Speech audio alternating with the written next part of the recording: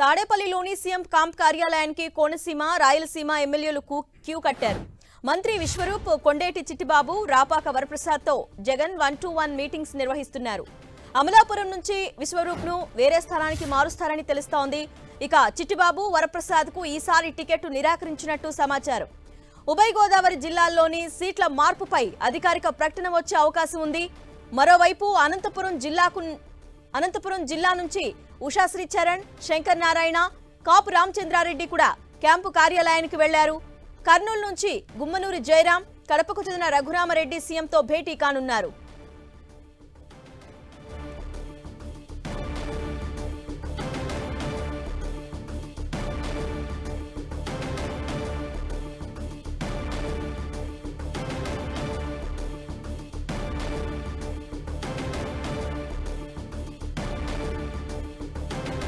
తాడేపల్లిలోని CM camp కార్యాలయానికి కోనసీమ, రాయలసీమ ఎమ్మెల్యేలు క్యూ కట్టారు. మంత్రి విశ్వరూప్, కొండేటి చిట్టిబాబు, రాపాక వరప్రసాద్తో జగన్ 1-to-1 మీటింగ్స్ నిర్వహిస్తున్నారు. అమలాపురం నుంచి విశ్వరూప్ను వేరే స్థానానికి మారుస్తారని తెలుస్తోంది. ఇక చిట్టిబాబు, వరప్రసాద్కు ఈసారి టికెట్ నిరాకరించినట్లు సమాచారం. ఉభయ గోదావరి జిల్లాలోని సీట్ల మార్పుపై అధికారిక ప్రకటన వచ్చే అవకాశం ఉంది. ఇక మరోవైపు అనంతపురం జిల్లా నుంచి ఉషాశ్రీ చరణ్, శంకర్ నారాయణ, కాపు రామచంద్రారెడ్డి కూడా క్యాంపు కార్యాలయానికి వెళ్లారు. కర్నూలు నుంచి గుమ్మనూరి జయరాం, కడపకు చెందిన రఘురామరెడ్డి సీఎంతో భేటీ కానున్నారు. మరింత సమాచారాన్ని మా ప్రతినిధి దుర్గా అందిస్తారు. దుర్గా, ఈసారి ఇప్పుడు సీఎం జగన్ తో చర్చలు ఏ విధంగా సాగుతున్నాయి? ఎమ్మెల్యేలందరూ అక్కడ క్యూ కట్టినట్టుగా తెలుస్తోంది.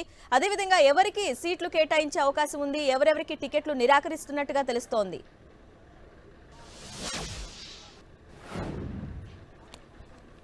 అరుణ, ప్రధానంగా ఉభయ గోదావరి జిల్లాలకు సంబంధించినటువంటి ఎమ్మెల్యేలతో వరుసగా సీఎం జగన్ సమావేశం అవుతున్నారు. నిన్న 5 ఎమ్మెల్యేలు, సిట్టింగ్ ఎమ్మెల్యేలతో సీఎం జగన్ 1-to-1 మాట్లాడడం జరిగింది. ఈరోజు మరొక 3 ఎమ్మెల్యేలు ఆల్రెడీ రావడం జరిగింది. అయితే నిన్న కాకినాడకి సంబంధించి, లేదంటే ఏలూరుకి సంబంధించి ఎమ్మెల్యేలు రావడం జరిగింది. ఈరోజు అయితే కోనసీమ ఎమ్మెల్యేలంతా కూడా ఇక్కడికి రావడం జరిగింది. ప్రస్తుతం అయితే మంత్రిగా అమలాపురం సిట్టింగ్ ఎమ్మెల్యే విశ్వరూప్, అలాగే పీగన్నవరం సిట్టింగ్ ఎమ్మెల్యే కొండేటి చిట్టిబాబు, అలాగే రాజోలు ఎమ్మెల్యే రాపాక వరప్రసాద్, ఈ 3 కూడా తాడేపల్లి క్యాంప్ కార్యాలయానికి రావడం ఉంది. మరి సీఎం జగన్ 1-to-1 వీళ్ళతో మాట్లాడుతున్నారు. అయితే అమలాపురంకి సంబంధించి స్థానచలనం అయితే ఖచ్చితంగా ఉంటుందనేది పార్టీలో జరుగుతున్నటువంటి చర్చ. ఇక పీగన్నవరం అలాగే రాజోలుకి సంబంధించి ఎమ్మెల్యేలకు పూర్తిగా టికెట్ నిరాకరిస్తూ సీఎం జగన్ నిర్ణయం తీసుకున్నట్టుగా తెలుస్తుంది. ఈ విషయాన్ని నేరుగా సీఎం జగన్ వాళ్ళకి చెప్పబోతున్నారు. అయితే గతంలోనే వీళ్ళకి అధిష్టానం నుంచి సమాచారం ఇచ్చినప్పటికీ కూడా దానికి సంబంధించినటువంటి ప్రకటన అయితే ఉండబోతున్నట్టుగా తెలుస్తుంది. మొత్తం వీటికి సంబంధించి అంటే వరుసగా ఎమ్మెల్యేలంతా కూడా క్యూ కడుతున్న పరిస్థితి కనిపిస్తుంది. తాడేపల్లి క్యాంప్ కార్యాలయానికి ఒక్కొక్కరుగా వస్తున్నట్టుగా తెలుస్తుంది. ఎందుకంటే రాయలసీమ నుంచి కూడా చాలామంది ఎమ్మెల్యేలు వస్తున్నారు. మిగిలినటువంటి ప్రదేశాలకు సంబంధించి కూడా ఎమ్మెల్యేలు వస్తున్నారు. ప్రధానంగా రాయలసీమ నుంచి అయితే ఇప్పటికే అనంతపురం జిల్లాకు సంబంధించినటువంటి కొంతమంది ఎమ్మెల్యేలు ఆల్రెడీ తాడేపల్లి క్యాంప్ కార్యాలయానికి వస్తున్నారు. మాజీ మంత్రి శంకర్ నారాయణ, ప్రస్తుత మంత్రి ఉషాశ్రీ చరణ్తో పాటు కాపు రామచంద్రారెడ్డి, వీళ్ళంతా కూడా తాడేపల్లి క్యాంప్ కార్యాలయానికి ఆల్రెడీ వచ్చినటువంటి పరిస్థితి. ఇక చిత్తూరు జిల్లా మదనపల్లికి సంబంధించి నవాజ్ బాషా కూడా ఆల్రెడీ క్యాంప్ కార్యాలయానికి ఆయన చేరుకున్నారు. అయితే రాయలసీమ పైన దృష్టి పెట్టినటువంటి వైసీపీ అధిష్టానం ఎమ్మెల్యేలు ఎవరైతే మార్పులు చేయబోతున్నారో, ఎవరికైతే టికెట్ పూర్తిగా నిరాకరిస్తున్నారో వాళ్ళకి సంబంధించి అధిష్టానానికి సంబంధించి సజ్జల రామకృష్ణారెడ్డి, మిథున్ రెడ్డి ఆల్రెడీ ఉదయం నుంచి కూడా వాళ్ళతో మాట్లాడుతున్నారు. ఇప్పుడు సాయంత్రం మరొకసారి సీఎం జగన్ కూడా కలవబోతున్నారు. అయితే ప్రస్తుతం అయితే కోనసీమకు సంబంధించి చాలా ఫోకస్డ్గా సీఎం జగన్ వెళ్తున్నారని చెప్పాలి. ఎందుకంటే అమలాపురం సిట్టింగ్ ఎమ్మెల్యే ప్రస్తుతం మంత్రిగా ఉన్నటువంటి విశ్వరూప్ని అక్కడి నుంచి వేరే ప్లేస్కి మార్చాలని ఆలోచన చేస్తున్నారు. అయితే విశ్వరూప్ని ఎక్కడికి మారుస్తారనేది ఇంకా స్పష్టత రానప్పటికీ కూడా అటు పీగన్నవరానికి మారుస్తారా, లేదంటే పాయకరావుపేటకు మారుస్తారా అనేది కూడా ఇంకా క్లారిటీ అయితే రాలేదు. ఇక పీగన్నవరం సిట్టింగ్ ఎమ్మెల్యే ఉన్నట్టు కొండేటి చిట్టిబాబు పూర్తిగా టికెట్ లేదనేది అధిష్టానం ఆల్రెడీ స్పష్టంగా చెప్పేసింది. ఇప్పుడు సీఎం జగన్ కూడా చెప్పబోతున్నారు. ఇక రాజోల్ ఎమ్మెల్యేగా ఉన్నటువంటి రాపాక వరప్రసాద్, ఆయన జనసేన పార్టీ నుంచి గెలిచి వైసీపీలో చేరినటువంటి వ్యక్తి. ఆయనకి టికెట్ ఉంటుందంటూ కూడా చివరి వరకు భావించారు. అయితే ఆయనకి అమలాపురం ఎంపీగా పంపించాలనే ఆలోచనలో వైసీపీ అధిష్టానం ఉన్నట్టుగా తెలుస్తుంది. ఇందులో భాగంగానే రాపాక వరప్రసాద్ వరప్రసాద్ కూడా అసెంబ్లీ టికెట్ లేదనేది చాలా స్పష్టంగా అర్థమవుతుంది. అయితే వీళ్ళకి సంబంధించి ఒక క్లారిటీ కూడా వచ్చిన తర్వాత ఈరోజు రాత్రికి లేదంటే రేపు మధ్యాహ్నం ఉభయ గోదావరి జిల్లాలకు సంబంధించినటువంటి మార్పుల ప్రకటన అయితే ఖచ్చితంగా వచ్చే అవకాశం కనిపిస్తుంది. అరుణ, దుర్గా, సిట్టింగులకి స్థాన మార్పుని ఏ విధంగా చూడాలి?